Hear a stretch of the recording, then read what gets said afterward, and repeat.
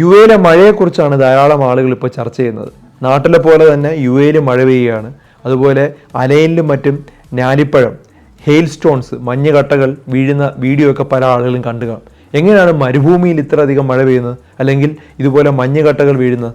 പലപ്പോഴും നിങ്ങൾ ചിന്തിച്ചിട്ടുണ്ടായിരിക്കും. അപ്പോൾ ഇതിനെക്കുറിച്ച് ശാസ്ത്രീയമായിട്ടുള്ളൊരു വിശദീകരണമാണ് ഞാൻ തരുന്നത്. ധാരാളം ആളുകളിലോട്ട് ഈ ഒരു ടോപ്പിക്ക് ഷെയർ ചെയ്ത് കൊടുക്കുക. ഞാൻ ഡോക്ടർ ഡാനിഷ് സലീം.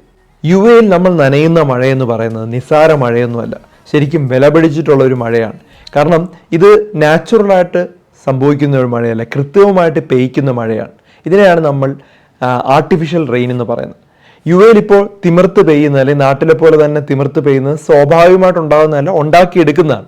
അപ്പോൾ ഒരു വർഷത്തിൻ്റെ 2/3 ഭാഗവും ശരിക്കും ചൂടുള്ള രാജ്യമാണ് യുണൈറ്റഡ് അറബ് എമിറേറ്റ്സ്, അല്ലെങ്കിൽ ഗൾഫ് രാജ്യങ്ങളിലെല്ലാം അത്രയും ചൂടാണ്. അപ്പോൾ ഈ ചൂട് കുറയ്ക്കണം, അതുപോലെ തന്നെ അന്തരീക്ഷ മലിനീകരണം തടയണം, ഇങ്ങനെ പല ഉദ്ദേശത്തോടു കൂടിയാണ് മഴ പെയ്യിപ്പിക്കുന്നത്. അപ്പോൾ മഴയുടെ തോത് വർദ്ധിപ്പിക്കാനായിട്ട് ചെറിയ കൃത്യവുമായിട്ടുള്ള മാർഗങ്ങൾ സ്വീകരിക്കുകയാണ് ഇത്തരത്തിലുള്ള രാജ്യങ്ങൾ ചെയ്യാറുള്ളത്. അപ്പോൾ ഇതിനെ നമ്മൾ ചെയ്യുന്ന മെത്തേഡിൻ്റെ പേരാണ് ക്ലൗഡ് സീഡിംഗ് എന്ന് പറയുന്നത്. അതായത് അന്തരീക്ഷത്തിൽ മേഘങ്ങളുടെ ഘടനയിൽ ചെറിയ മാറ്റങ്ങൾ വരുത്തി മഴ ഉണ്ടാക്കിയെടുക്കുന്ന ഒരു മാർഗത്തിനെയാണ് ക്ലൗഡ് സീഡിംഗ് അല്ലെങ്കിൽ കൃത്രിമ മഴ എന്ന് പറയുന്നത്. അപ്പോൾ ഇത് സാധാരണ രീതിയിൽ മഴ പെയ്യുന്ന ഒരു രീതിയല്ല. സാധാരണ രീതിയിൽ എന്താ സംഭവിക്കുന്നത്? മഴ മേഘത്തിൽ വെള്ളം വരികയും അതിൻ്റെ അകത്ത് കാറ്റടിക്കുന്ന സമയത്ത് മഴ പെയ്യുകയാണ് ചെയ്യുന്നത്. ഇവിടെ എന്താണ് ചെയ്യുന്നതെന്ന് പറഞ്ഞാൽ, മഴ പെയ്യാൻ സാധ്യതയുള്ള മേഘങ്ങളെ ആദ്യം തിരിച്ചറിയുക എന്നുള്ളതാണ് ആദ്യമായിട്ട് ചെയ്യുന്നത്. അതിനുശേഷം ഹെലികോപ്റ്റർ ഉപയോഗിച്ച് പ്രകൃതിദത്തമായിട്ടുള്ള ഉപ്പ്, അതുപോലെ ചില പദാർത്ഥങ്ങളെല്ലാം ഈ മേഘങ്ങളിൽ കൊണ്ടിടും. അപ്പോൾ ഇട്ട് കഴിയുമ്പോഴത്തേക്ക് അതൊരു വെയിറ്റ് ഉള്ള ഒരു മേഘമായിട്ട് മാറും. അത് അവിടെ സ്റ്റേ ചെയ്യും. എന്നിട്ട് തൊട്ടടുത്തുള്ള ബാഷ്പവും വെള്ളവും എല്ലാം ഈ മേഘത്തിലോട്ട് അബ്സോർവ് ആവും. അപ്പോൾ മേഘത്തിനകത്ത് വെള്ളമായി. ഇതിനുശേഷം കാറ്റടിക്കുന്ന സമയത്താണ് മഴ പെയ്യുന്നത്. ഒരു തരത്തിലും ഇത് ഹാനികരമായിട്ടുള്ളൊരു മാർഗ്ഗമല്ല. പക്ഷെ ഇത് ചെയ്യാൻ എളുപ്പമാണോ?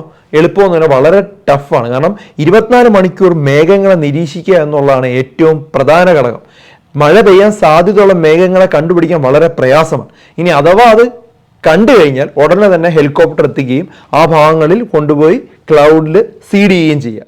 ഏറെ ശ്രമകരമായിട്ടുള്ളൊരു ജോലിയാണിത്. ഉപ്പും പൊട്ടാസ്യവും മെഗ്നീഷ്യവും അതുപോലെ ചില കാർബൺ ഡയോക്സൈഡും ഒക്കെ ചേർത്ത് ഒരു മിക്സ്ചറാണ് ഇതിൻ്റെ അകത്ത് ആഡ് ചെയ്യുന്നത്. അപ്പം ഇതിൻ്റെ അകത്തോട്ട് വെള്ളം വരികയും അതിൻ്റെ അകത്ത് കാറ്റടിക്കുന്ന സമയത്ത് മഴ പെയ്യുകയും ചെയ്യും. യു എയിൽ അലൈൻ വിമാനത്താവളത്തിൽ നിന്നാണ് സാധാരണഗതിയിൽ ഇത് ഓപ്പറേറ്റ് ചെയ്യാറുള്ളത്. 1990 മുതൽ തന്നെ യു എ ഇത്തരത്തിലുള്ള ക്ലൗഡ് സീഡിംഗ് ടെക്നോളജി കണ്ടെത്തുകയും ഇത്തരത്തിലുള്ള ചെയ്തു തുടങ്ങിയിട്ടുണ്ടായിരുന്നു. പക്ഷേ 2010 മുതലാണ് ഈ ക്ലൗഡ് സീഡിംഗ് കൂടുതൽ ചെയ്യുകയും കൃത്രിമമായിട്ട് മഴ ചെയ്യിപ്പിക്കാൻ തുടങ്ങിയത് 2010 മുതലാണ്. ഇപ്പോൾ അതിൻ്റെ ഫ്രീക്വൻസി കുറച്ചുകൂടെ കൂട്ടിക്കൊണ്ടുവരികയാണ്.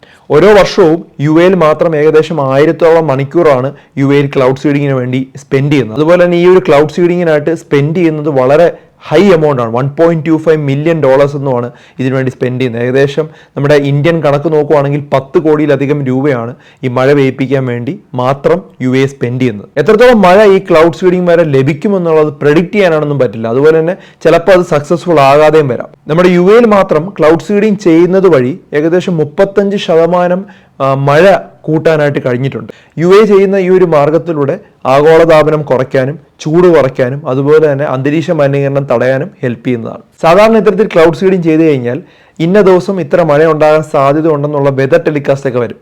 കുട്ടമ്പായി ശരിക്കും നാട്ടിൽ നിന്ന് വന്നതാണ്. അദ്ദേഹം ഇത് ടെലികാസ്റ്റ് കേട്ട് കഴിഞ്ഞാൽ ഉടനെ തന്നെ പുറത്തിറങ്ങും. കാരണം പുള്ളി വിചാരിക്കുന്നത് ടെലികാസ്റ്റ് ഉണ്ടെങ്കിൽ നമ്മളൊക്കെ പണ്ട് തൊട്ടേ വിചാരിച്ചിരുന്നാൽ മഴ ലഭിക്കുമെന്ന് പറഞ്ഞു കഴിഞ്ഞാൽ അന്ന് മഴ കാണില്ല, അല്ലേ? സാധാരണ ഇതിൽ അങ്ങനെയല്ലേ? മഴ പെയ്യുമെന്ന് പറഞ്ഞു കഴിഞ്ഞാൽ മഴ കാണില്ല, മഴ പെയ്യൂല എന്ന് പറഞ്ഞാൽ അന്ന് മഴ കാണും. മിക്കവാറും നമ്മൾ കളിയാക്കി പറയുന്നതാണ്. കുട്ടമ്പായി പുറത്തിറങ്ങിയത് മഴ പെയ്തു. ഈ ഒരു ശാസ്ത്രീയമായിട്ടുള്ള അപ്ഡേറ്റ് എല്ലാം കേട്ട് കുട്ടമ്പായി വാ തുറന്നിരിക്കുകയാണ്. ഇനി അദ്ദേഹം ഇപ്പോൾ ആലോചിച്ചുകൊണ്ടിരിക്കുന്നത് വീട്ടിലെ ചെടികൾക്ക് ഇത്തരത്തിൽ മഴ പെയ്യിക്കാനായിട്ട് എന്തെങ്കിലും മാർഗം ഉണ്ടോ എന്ന് അദ്ദേഹം ആലോചിച്ചുകൊണ്ടിരിക്കുകയാണ്.